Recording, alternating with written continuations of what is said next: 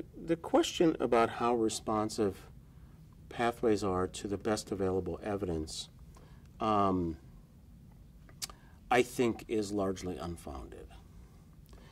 In all the years that we managed pathways, we did have occasions where we had updated pathways and regretted it, had to go back. We rarely, in fact, never, got accused of not being prompt enough. And that's because we had a structure whereby really game-altering therapies, either presented at a national meeting or more typically published in peer-reviewed literature, would be reflected in the pathways in a very timely fashion. So people weren't getting cheated out of access to something that was really going to save their lives. I think the implicit in the question of timeliness is a subtext that physicians should be able to act on, quote, a good idea, preliminary evidence. And I will say that maybe when I started in oncology, when drugs were very inexpensive and there were no options, and I mean few options actually, that was then. And what is true now is that the therapies are very, very expensive, and speculative prescribing, irrespective of pathways, is something that payers are simply not going to allow. So what's the solution?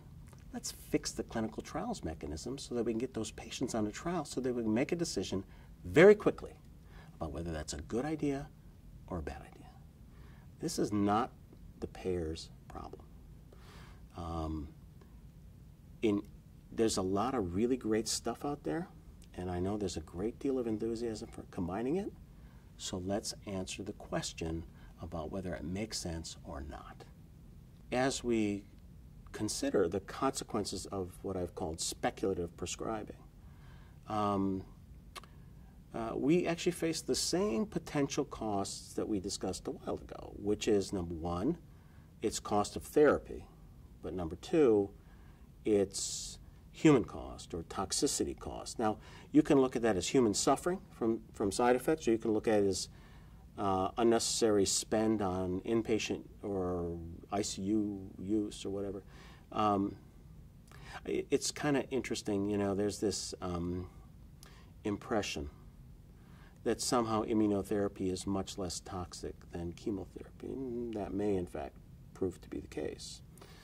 But I was recently on a panel with an academic physician from the Northeast, and she said that the current inpatient service at her institution is almost exclusively people hospitalized with immunotherapy toxicity.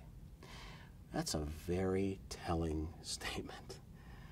There is no question that if you add Nivo to Ipi in melanoma, you increase the toxicity a ton.